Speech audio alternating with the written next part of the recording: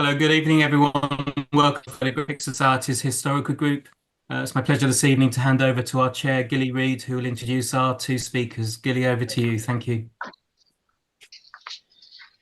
Hello, hello everybody, and tonight we're having two speakers, both from the National Trust from the Edward Chambré Hardman Photographic Collection. Amy Carney is a cultural heritage curator for the National Trust, and she supports a portfolio of places across the north, including Lyme, which is a big house, which I'm sure you all have heard of due to BBC productions from there, South and East Cumbria, Morecambe Bay, Central Lancashire and Formby, and the Hardman House in Liverpool. So she has a very big area to cover. Anyway, she has over 20 years of experience in curation and collections care, conservation management, interpretation and display within the National Trust. Since 2019, she has supported the Hardman House and multiple projects to conserve, catalogue and engage people with its vast, incredible photographic and archival collections. Lindsey is a qualified archivist and she joined the National Trust in 2019 and is responsible for the care of the Edward Chambré Hardman photographic collection. She featured in the first series of the BBC documentary Hidden Treasures of the National Trust, which unfortunately I have not seen. Prior to this, she was a project archivist in North East Wales Archives.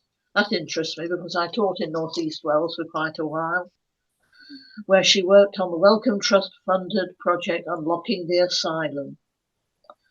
She has previously worked with a multitude of collections at various archives, including Lancashire Archives, Liverpool John Moores University Special Collections and Archives, and Unilever Archives. So I'm now going to hand over to Amy to start our talk. Amy, over to you. Thank you so much, Gilly, for that introduction and also for inviting us to join you this evening to talk about the Hardman's photographic and archival collection. I just wanted to begin by sharing that, as you will have just heard, Lindsey and I are not photography experts or curators, and I know that our trust curator for photography, Anna Spyram, has recently spoken to you all. But although we aren't experts in the field, the collection has captivated us like no other. It has a great place in our hearts for what it contains, for what it represents, and the power it has to become a key community asset. Basically, we love it and are thrilled to be able to speak to you about it this evening. So over the next 45 minutes or so, I'll lead with an introduction to the collection, talk a little about the people behind it, the building where it was amassed, and how the National Trust came to be involved with it. And then I'll hand over to Lindsey, who will talk more about what the collection contains, conservation projects, plural, that we've been involved in since 2019. So first things first is who amassed the collection. If I can move the screen on. So here we are. This is Edward Fitzmaurice Chambré Hardman on the left there, known as Chambré, and his wife Ethel Margaret Mills, known as Margaret. So I'm going to start by stepping back in time and beginning with Chambré, and we'll come to Margaret later on in his story. So Chambré Hardman was born in Foxrock Island in 1898. He was the third son of Edward Chambré Hardman and Gertrude Davies. Edward, his father, was a land agent and was also a keen amateur photographer, and it's thought that Chambré, inspired by his father, was taking photographs at the very early age of just 9. He attended St Columba's College in Dublin, where he won many prizes for his photography. And at this stage, he attended St Columba's, where he won many prizes, for his photography. And at this stage, he was not aware that he could make a career out of photography. That desire and knowledge was to come a little later. So after school, he followed in the footsteps of his father and grandfather before him and entered the Indian Army. In 1918, he was commissioned in the 8th Gurkha Rifles. But how then did he go from this starting life to becoming a professional photographer? Now, in his own words, joining the army by no means put a stop to his photographic activities, although there were difficulties such as frequent moves, sometimes a shortage of water, often extreme heat, and in many places no electricity. In spite of the handicaps, my interest continued to flow. Just want to share a couple of images here. So the one on the left, titled Sunshine, is one of his early images that Chambré took before he left for India with the army. And this is one of the very few early prints that survives. And the one on the right is an image that he captured while in India.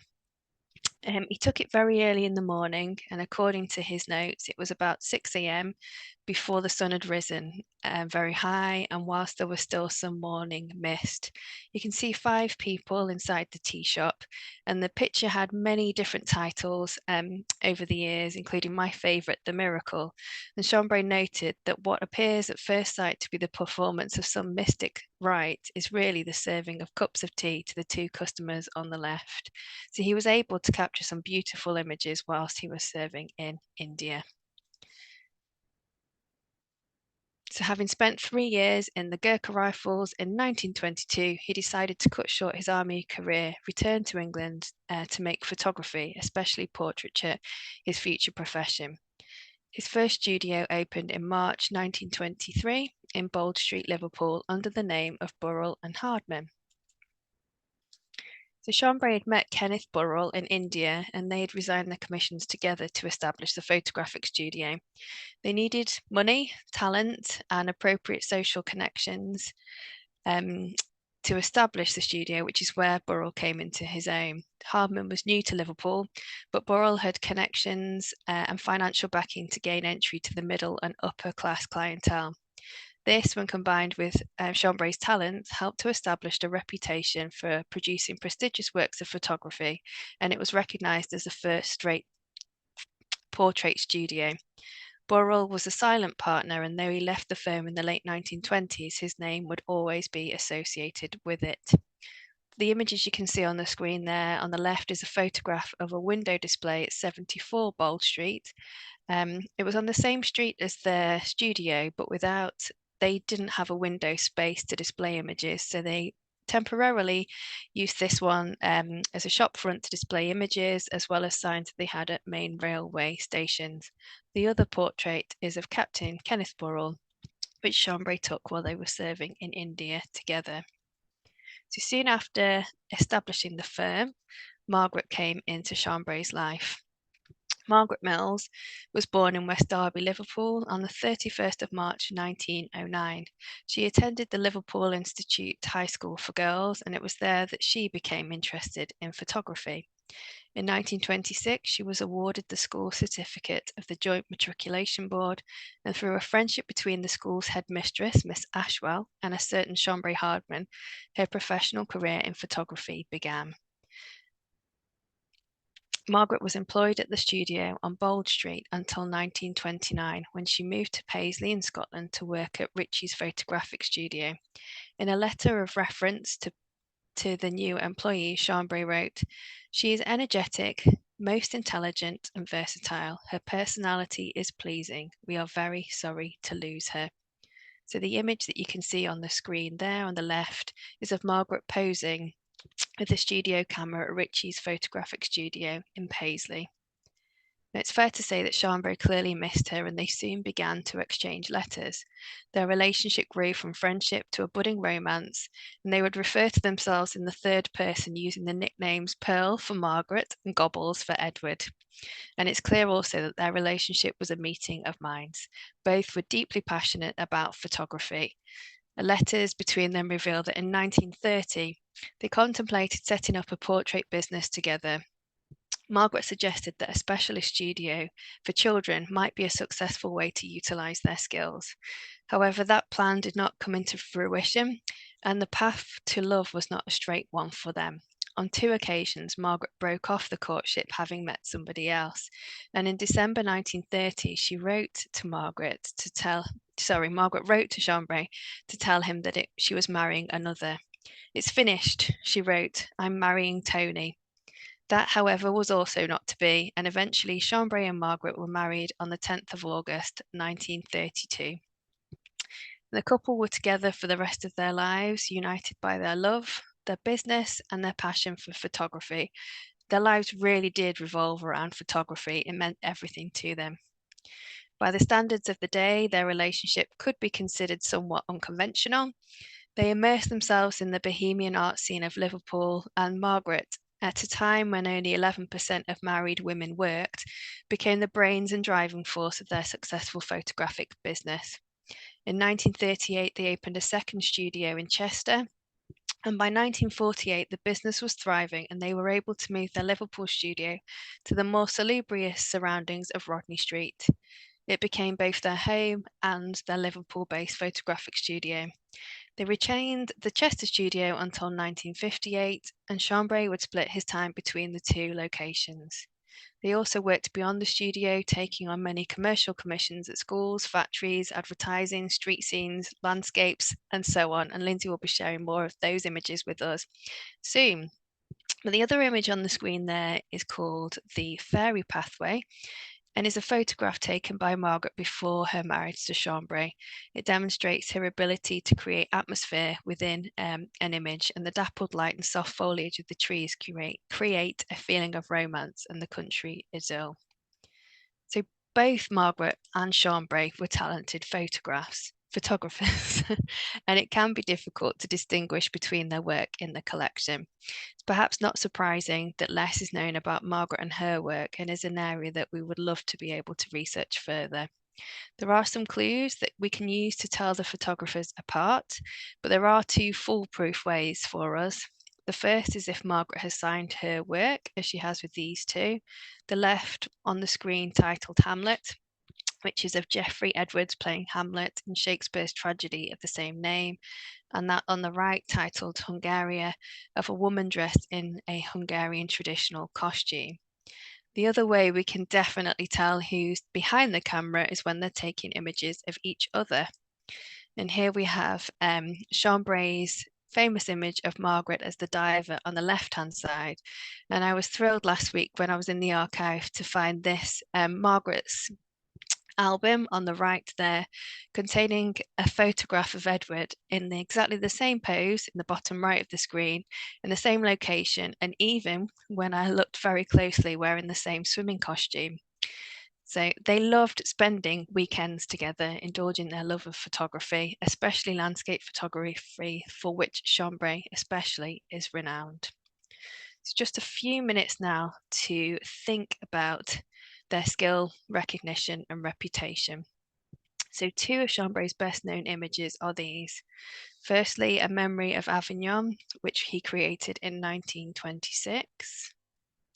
And secondly, this, the birth of the Ark Royal of 1950. They are celebrated internationally as masterpieces, and both are rooted in the pictorialist tradition that Chambré embraced from the 1920s onwards.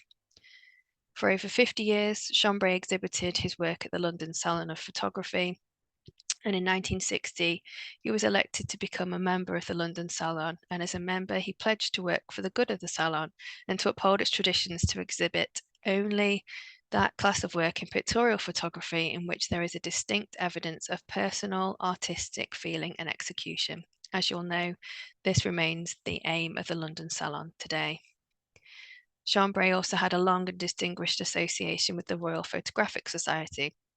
In 1925, just 2 years after his photographic firm was established, Chambré took on the role of Honourable Secretary of the RPS and oversaw an exhibition at the Walker Art Gallery of the International Circle of Pictorial Photographers. In 1930, he was elected as a member of the RPS.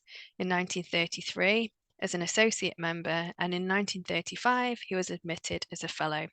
His illustrious career was honoured formally by the RPS in 1982, when he was given an honorary fellowship for services to photography, especially in the North East, and for maintaining very high standards in commercial photography. He was also a fellow of the Institute of British Photographers, the oldest association for professionals in photography. So both Margaret and Chambré were members of the wider photographic community. at the time, they both had associations with other photographic clubs, and they both entered and won photographic competitions. Chambré also published a number of articles sharing his approach to photography, delivered lectures, and also did a lot of training in photography as well. In 1975, so much later on, there was a retrospective exhibition titled 50 Years of Photography by Chambré Hardman, which was held at the Senate House, the University of Liverpool. And Chambré chose to include this piece on screen at the moment, and he wrote the label for it, which read as follows.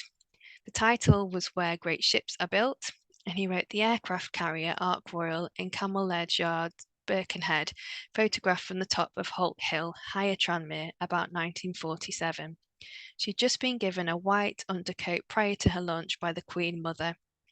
Apart from the print here displayed, only 3 others have been made so far. One is in the Stephen Ting collection in New York, another in the permanent collection of the Royal Photographic Society, London, and another is on the Ark Royal. So clearly Chambré was very proud of his association that he had with both the RPS and also with the Stephen Ting collection. So just now to have a little look at the building, so you can see just how wonderful 59 Rodney Street is. So this is their home and photographic studio. The road itself leads up to the Anglican Cathedral, which Chambré recorded the building of through his work. And I wanted to include an image of the cathedral and chose this one just because I quite like it. It's of anti-aircraft battery members shining a searchlight on the tower of the Anglican Cathedral, taken during the festival of 1951. So just to jump to 1953, the Hardmans business had begun to struggle by that time. As photography started to become more accessible and the number of clients dwindled, Chambré looked beyond the studio for ways to make money. He started to train soldiers the art of photography, and he was also applying for numerous jobs. I'm not sure if he was successful in his applications to any of them, but those jobs include positions as senior lecturers at Guildford Society and also as a secretary to the Blue Coat Society of Arts. By 1975, the year that his beloved Margaret died, Chambré was struggling financially, and in order to pay his rates bills, he negotiated the sale of his negatives to the Liverpool City Librarian. And for the sum of £2,000, Chambré sold a large collection of negatives together with their indexes, known affectionately as the Biscuit Tin Collection because of the vessel they were stored in. They are held at the Liverpool Record Office. A few years later, the situation had worsened. Chambré had a leg injury and was forced to leave home for a hospital stay and then to recuperate with friends. His physical difficulties and the building issues had brought him to the attention of social services. And upon returning to the house on the 31st of August 1979, he wrote to his friends, John and Janet, who he'd stayed with to recuperate, and it became apparent that in order to care for Chambré and to make repairs to the household, many of the contents had been moved. So he wrote, "My first task was to go through the sackfuls of stuff thrown onto the veranda." You can see the veranda there on the image on the left. These have been there for 3 weeks and some were quarter full of water. The tale I was told was that nothing of importance would be thrown out. No photographs, no accounts, no letters, etc. In point of fact, everything was swept up, put in paper sacks, and then outside. Outside, he'd capitalised and underlined to show his annoyance at the situation. He continued, "So many back-breaking days were spent in a feverish attempt to rescue important things. Had the sacks been the black plastic kind, the contents would have been kept reasonably dry. I reckon the wastage of once good stationery, clothing, books, etc. amounts to about £75 in today's replacement values, all because they were so desperate to get me living on the ground floor." This same letter reveals that Chambré was being supported by a district nurse, home help, paid for in his words by the system, and also by Meals on Wheels. He had also thankfully by this time met Peter Haggerty, the director of the Open Eye Gallery. He was able to recognise the importance of the household contents, and Peter worked with Chambré for years, and this relationship culminated in the establishment of the Edward Chambré Hardman Trust. When Chambré died in 1988, he left 59 Rodney Street, its entire contents, and a colossal photographic collection to the Edward Chambré Hardman Trust. Later, in 2002, they gifted the house and collections to the National Trust in order to ensure its preservation and continued public access. And these are Peter Haggerty's photographs of 1988. And you can see just how full the house was of things, of household, of just their belongings generally, but also of photographic equipment, materials, and so on. Margaret and Chambré had kept everything over the years. Cupboards were filled with food from the 1950s, 1960s, and so on. And it was just decided that the conditions were not suitable for the photographic and archival collection, and thus for its safekeeping it was removed in 2002 and deposited alongside the biscuit tin collection at the Liverpool Record Office, when it remains today. So there's still much within the building. You wouldn't believe that an awful lot had been removed from it because it's still full of things to see. The house is displayed in its early 1950s heyday, and it's a real step back in time. And I think for any photography enthusiast, a visit to the house and to the dark rooms especially is a real must. But for me, what sets this house and collection apart from other surviving studios is the completeness. It's the only known location of a photographic practice of the 20th century where the photographer's entire output has been preserved intact, together with the working darkroom, studio, and all the associated equipment, business papers, and personal effects. The fact that they lived here and retained all of their personal letters is what makes it distinctive from other studios. Collections, and is how we get to hear their voices, understand how they lived and worked, and get to know these people so much better. So at this point, I'm going to hand over to Lindsey, who will talk to you in more depth about the collection itself. Thank you, Amy. That was brilliant. Hello, everyone. Thank you so much for having us here, and thank you so much, Gilly, for that lovely introduction. So, as mentioned, I am the archivist for the Edward Chambré Hardman collection. So it's my job to care for the collection day to day and prioritise the work which needs carrying out on the collection to make it as accessible as possible through cataloguing and engagement. I also work alongside a photographic conservator, Alex Kukos, who manages the condition and stability of items in the collection, and also a team of very dedicated volunteers who have worked with the collection for the past 2 years and have contributed over 3,000 hours to our project so far. I'm going to talk more about our projects and how they came about later on, but I just wanted to start by giving you a really brief overview of the collection and the different types of items that it contains. So Hardman rarely threw anything away, and as a result, he amassed a huge collection of records spanning over 5 decades. The collection is vast. It was originally estimated to be made up of around 142,000 items, although we now think that number is actually much higher. The original estimation was carried out in the early 2000s when the collection was moved to Liverpool Record Office.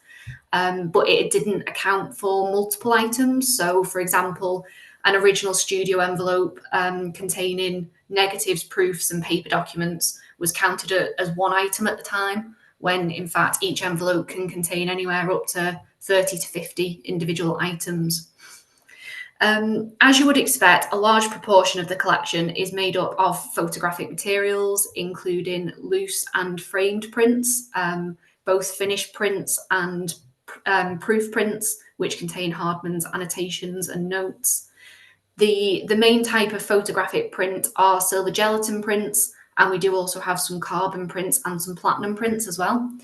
Hardman worked almost exclusively with black and white photographs, but there are also a handful of examples of colour photographs, and there is a large number of negatives, including cellulose acetate, cellulose nitrate, and glass plate negatives. Can I have the next slide, please, Amy? So the Hardman's main business and the predominant type of photographs in the collection are studio portraits. During the 20th century, photographers operated at every level of society, but Hardmans was one of the more exclusive businesses in operation. As Amy said, Hardman's work was of very high quality, and having your photograph taken at Burrell and Hardman's would have been a very expensive, very opulent experience. And having a portrait taken would take anywhere from up to an hour up to half a day. And Hardman photographed a huge range of people across Liverpool, from actors and actresses of the day to socialites, politicians, families, weddings. And even though they say don't work with children and animals, Hardman did both, sometimes together. And the Hardmans also regularly photographed people in uniform. And one of the busiest times in the studio's history was during the Second World War, when up to 8 sitters a day would be having their photographs taken, like the sitter you can see here, Lewis Jones. You okay to move slides, Amy? So another element of Hardman's business was commissions. He was regularly commissioned to take photographs by different organisations. So the collection reflects industry, fashion and culture in Liverpool and further afield. He photographed, as you can see here, production lines at Jacob's Biscuit Factory in Aintree. He did advertisements for shops like Bon Marche, and he was also one of the official photographers for the Liverpool Playhouse Theatre. And we do currently have an exhibition at the Hardmans House called On Commission, which explores this element of Hardman's business, and it includes more examples of commissioned photography and also supporting items like correspondence between Hardman and the various businesses. Can I have the next slide, Amy? So whilst studio portraiture and commissions were Hardman's main source of income and the real bread and butter of the business, his and Margaret's real passion was landscape photography. As Amy said, when they weren't in the studio, they were out traveling, taking landscapes, and they would sometimes sit and wait for hours for the scene to be just right, for the clouds to just be in the right place. And we've got lots of examples of Hardman's landscape photographs, from cityscapes, industrial scenes, to the more rural and coastal landscapes. So this photograph is called The Rick. Edward and Margaret came across this scene on a visit to the Cotswolds in 1935. And Hardman actually propped up the rake and added the sack over the fence for authenticity. And Hardman said it was the band of icing sugar clouds which attracted him to this scene. He said, and I quote, "You have to look for the clouds, you have to stalk them. They move much faster than you think. They're there one moment and the next moment they're gone. I was afraid we'd run out of the band of cloud before we'd found anything to photograph with it, but we eventually came to a hayrick." Can I have the next slide, Amy? So Cityscapes of Liverpool obviously feature very heavily in the collection, and the collection provides a documentary history of the development of the city over the course of the 20th century. For example, there are photographs of St. Luke's Church before it was bombed in the Second World War. There are photographs of the overhead railway on the Dock Road before it was demolished in 1957. And there are also photographs of the building of Liverpool's landmarks like the Anglican Cathedral. And as Amy mentioned, due to the success of the business in Liverpool, Hardman was also able to open a second studio in Chester, which was on St. Werburgh Street, just by Chester Cathedral. And as a result, there's also lots of photographs of Chester in the collection as well. Can I have the next slide, Amy? So as I mentioned, we have a large collection of negatives, mostly film negatives, but we do have a selection of glass plates as well. And the negatives are a really important source of information for us because they give us an insight into how Hardman manipulated images to achieve the effect he desired. This photograph, which Amy mentioned earlier, I'm sure one you're all familiar with, is the birth of the Ark Royal. And Hardman retouched the image to create the effect he desired. He whitewashed the gable end of the house. He darkened the gable end of the house, which was whitewashed, with the application of a red dye, as it detracted from the contrast of the ship. And when Hardman was asked about this manipulation later, he said, "I was trying to recreate what I had seen to produce an effect, and anything that goes against the effect I want, I'll rule it out." Next slide, Amy. And we can also see evidence of editing and manipulation of images in the studio portraiture. This is, I believe, a cellulose nitrate negative. And Hardman has applied a red transparent dye to brighten specific areas on the print and also to produce highlights on the hair of the sitter. And we can see on the surface of the negative, he's then used graphite to remove unwanted shadows, change the outline of the lips, the eyes, the eyebrows, and produce an overall brighter complexion. And when we talk to people who don't have an extensive knowledge of photography, I think the ability of photographers to edit images in this way always comes as a surprise. People often say to us, oh, people look so much more glamorous back then than they do now. And I think people are surprised to hear that this sort of almost Hollywood glamorous look is actually created using very clever editing techniques, and that the ability to do this existed long before digital technology. Next slide, Amy. So I could talk all night about the photographic material, but I'll just mention some of the other types of records in the collection as well. The collection includes Edward and Margaret's own personal photographs, including photographs of Margaret growing up and her family. We've got their wedding photographs, which were taken by Hardman using a self-timer, and we've got some of the more informal holiday photographs as well. We've also got all of their personal papers, which includes almost daily correspondence between the two during their time apart when Margaret was working in Scotland. And we've got extensive correspondence between them and their families, friends, artists of the day, as well as all of their personal documents like passports, driving licenses, and ration books. And all of these records are not only a great source of information about the couple and their history, but also a really interesting source of information of what life would have been like living in Liverpool at that time. Next slide, Amy. And the collection also contains records relating to the Burrell and Hardman Limited business. And this includes things like advertisements, staff records, financial records, and records relating to the day-to-day running of the business, such as customer ledgers and order cards. Hardman worked with hand colorists who added colour to original black and white prints. The hand colorist would be sent the prints along with notes describing the features of the sitter, such as the hair colour and the eye colour. And we've got many of these notes along with the locks of hair, swatches of clothing, samples of lipstick. And we've even got some dog and cat fur, all of which would have been used to create an accurate hand-coloured portrait. Can I have the next slide, Amy? So just moving on then to talk about the work we've been doing with the collection. As Amy mentioned, the National Trust acquired the collection from the Edward Chambré Hardman Trust in 2002, following which the collection was deposited at Liverpool Record Office. And with funding from the Heritage Lottery Fund, the National Trust recruited an archivist and a group of volunteers to catalogue and digitise parts of the collection. And once that project ended in 2010, there was a pause in work, but it was recognised it was important for work on the collection to continue in the future. And as a result, myself and my colleague Alex began working on the collection in 2019. Our first project was called Hardmans Unpacked, and it was funded through a combination of internal funds, private donations, and funding from Archives Revealed, which is supported by the National Archives, the Wilson Foundation, and the Pilgrim Trust.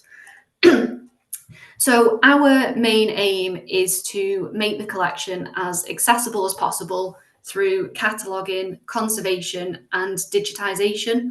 And the main aim of Hardmans Unpacked was to gain more of an understanding of the extent of the collection, what kinds of records we have, and what work needed carrying out as a priority. The main challenge of the project was just the sheer scale of the collection. We really just had to spend some time getting to know it, working through it. And myself and Alex carried out cataloguing and conservation surveys just to gain an understanding of the main priorities for future work. We also, unfortunately, had to deal with the ramifications of the COVID pandemic. We were working from home and we were unable to access the collection for several months. Fortunately, thanks to some reference photographs that I had captured before March 2020, I was able to continue creating catalogue descriptions from home, but there were elements of the project that were unable to go ahead. We did have an exhibition planned at the Lady Lever Art Gallery, which unfortunately didn't end up going ahead. And we were also unable to have any on-site volunteers involved in the project, although we did have a team of 30 remote volunteers from other National Trust properties working with us for a very short time to carry out some transcription work. And despite the challenges, by the end of the project in February 2022, we had catalogued an additional 5,000 records. We rehoused 16,000 records, including negatives and prints, into conservation grade packaging. And we had digitised an additional 4,600 items, which we're hoping to make available soon. And I'll talk about ways to access the collection shortly. Can I have the next slide, Amy? So to digitise these items, we worked with a third-party company called Max Communications, who came on site to both the Hardmans House and Liverpool Record Office and set up digitisation stations. We carried out the digitisation of the negatives on site at Liverpool Record Office, and we moved a selection of prints temporarily to the house to carry out digitisation there. The technicians placed the photographs onto a flatbed stand and used an overhead camera to capture high quality images of the items. We decided to digitise a cross section of different types of photographs to really give us an overview of the variety of the Hardman's work. And I think we learned some really valuable lessons from this process. Digitisation is a very time-consuming process, from selecting items and condition checking to creating metadata, physically capturing the items, and processing the images afterwards for uploading to our systems. We've learned that digitisation takes a long time and is very costly. One of the things we often get asked is, why don't you just digitise everything? Wouldn't that make it easier? But with a collection this size, it's unlikely we'll ever have the resources to digitise everything. And whilst we're keen to undertake further digitisation in the future to make Edward and Margaret's photographs more widely accessible, like with cataloguing and conservation, we'll have to prioritise which items we're going to digitise. Can I have the next slide, Amy? So at the moment, we are currently working on our second project, which is called Hardman's Revived. And with this project, we're really trying to build on the work of our first project, and we're really trying to tackle some of the conservation priorities for the collection, whilst also focusing on engaging audiences more with the collection. And this project has been funded by internal National Trust funds, which includes several awards from the Trust's Remedial Conservation Fund. So I just wanted to talk in a bit more detail about some of the conservation work we've been doing. A main advantage of this project is that we've finally been able to have volunteers on site working with the collection. We currently have a team of 10 volunteers who, as I mentioned earlier, since April 2022, have collectively contributed over 3,000 hours to the project, and they've completed some very vital work in that time. To date, our volunteers have sorted, cleaned, listed and rehoused over 26,000 photographic prints, negatives and paper documents. You can see here on the left that prior to this project, we had unfortunately had photographic proofs stored in acidic non-conservation grade boxes at risk of further mechanical damages. And our volunteers have organised these prints so that they can be stored by size. And they've been trained to carry out cleaning of the prints using both wet and dry cleaning methods. And under supervision of the photographic conservator, they've been trained to carry out some flattening and tear repairs.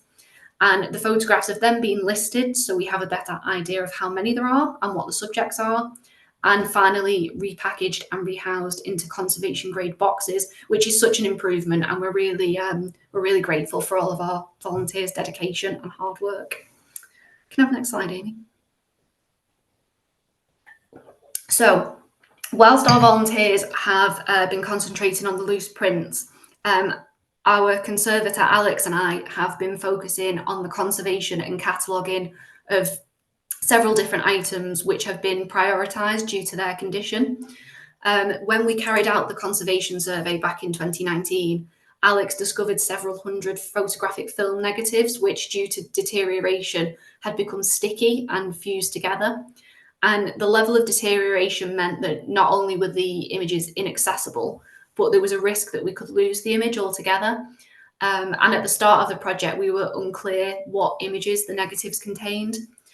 And Alex was really keen to develop methods to separate the negatives, which were as environmentally friendly as possible, without the need for harsh chemicals. So the method of separation used on each negative depended on the level of deterioration. Where possible, some were separated mechanically using a small spatula to carefully pry the negatives apart.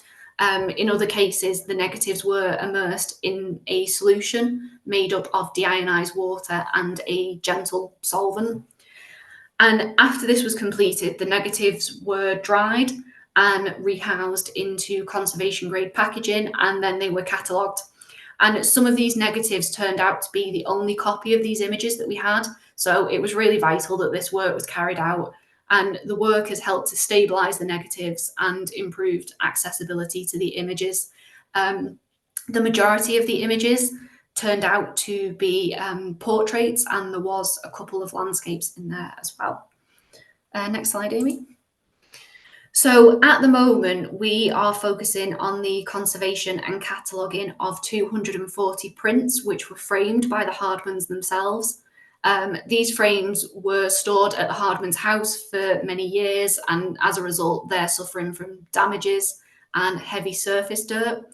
So Alex is currently working to carry out treatment on the most deteriorated of these, which includes opening the frames to give them a full exterior and internal clean, replacing missing, damaged and broken clips and backstands, and in some cases replacing missing or broken glass.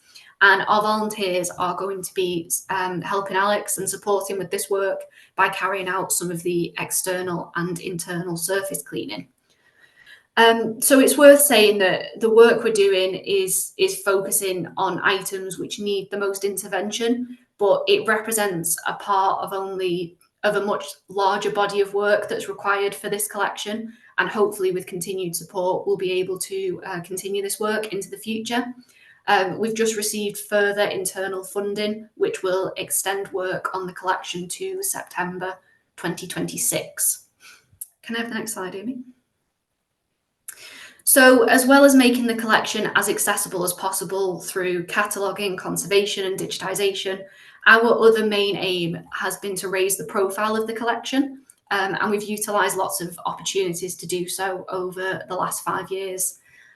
We've run public events alongside Liverpool Record Office where the collection's held. We supported an event relating to the Cunard shipping line to tie in with the naming of their new ship earlier this year. And we've also worked with staff at the Record Office to support a creative writing event where participants were asked to respond creatively to Hardman's photographs. We've had 2 small displays, the on-commission exhibition at the house, which I mentioned earlier, and we currently have a display at Liverpool Central Library to tie in with the launch of the book, 100 Photographs from the Collections of the National Trust, which features several of Hardman's photographs. And this small display includes reproductions of some of Hardman's photographs, along with some original records from the collection. And it's designed to be an introduction to the Hardmans and the work that we've been doing over the last few years. The exhibition is running until Saturday, the 19th of October, and it's on the third floor of Liverpool Central Library. So if anyone is in the area, please do go and have a look at that. And we've also worked hard over the last few years to engage our audiences digitally via social media, and levels of engagement with our social media pages have grown since the beginning of the first project back in 2019. We post regular content to share our day-to-day work, and we've been able to utilise our social media followers to help us on some occasions. They helped us to identify the locations pictured in some of the prints that you can see. And these series of landscapes had initials written on the reverse, which our followers were able to decipher as locations in Wales. So that was very helpful. We've also recently carried out an event at Speak Hall to try and reach wider audiences. We carried out some live conservation in action on a large display case containing photographs, which we believe Hardman used for advertising purposes. And as Gilly mentioned, we also featured in the first series of the BBC documentary Hidden Treasures of the National Trust, which did a wonderful feature on the work of the first project, Hardmans Unpacked. It is still on BBC iPlayer, Series 1, Episode 3, so do check that out if you're interested. Can I have the next slide, Amy? And we're hoping to have more events in the future, so if you would like to keep up to date with news of our work on the collection, please do follow us on Facebook, Instagram and X. We are at NT Hardmans House. If anyone is interested in visiting the house, if you haven't done so already, please do keep an eye on the Hardmans House website, where you can book tickets during the house's opening seasons on Fridays and Saturdays in May, September and October. And if anyone is interested in learning more about the work we're doing or the Hardmans themselves, we've also got a series of 6 short videos which are available on the National Trust North YouTube channel, which look at different aspects of Hardman's photography. So please do check those out as well if you're interested. And can I have the final slide, Amy? So finally, if anyone is interested in accessing the collection, there are a couple of different places to look. The first place I would recommend is the National Trust Images website. From here, you can view and download low-resolution copies of a selection of Hardman's images, and there is also an option to buy digital prints at a higher quality. If you can't find what you're looking for on the National Trust Images website, the next place to check is the online catalogue at Liverpool Record Office. Here you'll be able to see thousands of entries for the collection. Not every catalogued photograph has been digitised, so some may not have images attached, but are available for viewing in person at the Record Office. And despite all the work that we've done, there is still a large proportion of the collection that remains uncatalogued, and it's going to take us a number of years before everything's completed. In the meantime, if there is a particular photograph or subject that you're interested in that you can't find online, please do contact us via email and we'll be happy to try and help. And that's it for me. Thank you very much for listening. I hope that was of interest. Thank you very much, Lindsey and Amy. That really interesting and insightful overview of the collection. It sounds like there's a lot more that we could be learning from you on another occasion. But if anyone has any questions for Lindsey and Amy, please drop them here.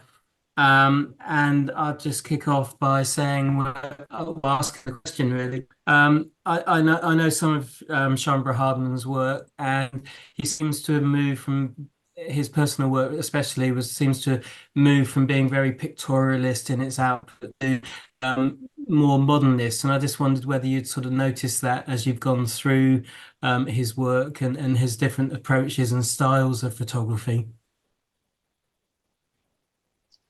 Yeah, who wants to take this, Lindsey? I'll let you take So that might be a tough one. Yeah, we definitely did notice that his earlier 1920s one that we shared, The Memory of Avignon, was very heavily pictorialist, and then later on it becomes less so. He even starts to do some really interesting experimental scenes with lights and snow and some fake interesting special effects as well. So yeah, his style does change and adapt over the year. But I'm not sure that he was ever on trend. I think he was always, just doing his own thing. I don't think he felt like he needed to keep up with the trends, and he was happy just to stay in his own lane, I think. But he was a wonderful photographer. I'm not taking away from his achievements. I just think he was happy to do what he was doing. I think as well, because the collection is so complete, you can we can see that change. And as Amy said, with all of the experimental photographs that we've got, we can see just evidence of him just trying things, and sometimes it worked and sometimes it didn't. But it's great that we've got all that there to be able to sort of chart that change in his style. Got a question here that's coming from Emily, just asking whether, from your knowledge, was being Anglo-Irish or from Ireland important to Hardman at all? Yes, I think it was. He in the archive, in the papers, there's a pedigree of his family, and he was really passionate to demonstrate how important his family were in the area. Some of it, again, we think might be slightly exaggerated, but he was very passionate about his beginnings in life and the Irish connection. Then I don't think there's that many pictures of Ireland within the photographs, are there, Lindsey, later on? No, I don't believe there are. I think he really became connected to his adopted home of Liverpool once he'd moved over here, and that became his new passion. Yeah. I like his picture of the viaduct in North Wales, I think it is, with the shadows. Very fine. Yeah, it's beautiful. That's one we have had on display for a while in the house. Yeah. Do you have much of many of the cameras and equipment that he and his wife used, particularly from a personal perspective rather than the studio cameras? Yes, we do. There is a large number of cameras. There's a Rolleiflex and others within the collection. They aren't all on display. Some are behind the scenes, but yeah, we've got a lot, as you saw on the images earlier in the photographic studio, with the big large ones, and then we've got the pocket ones that they used to take away on their travels as well. I'm not very good with what they are specifically, but I know that we can tell you more about them if you want to know more.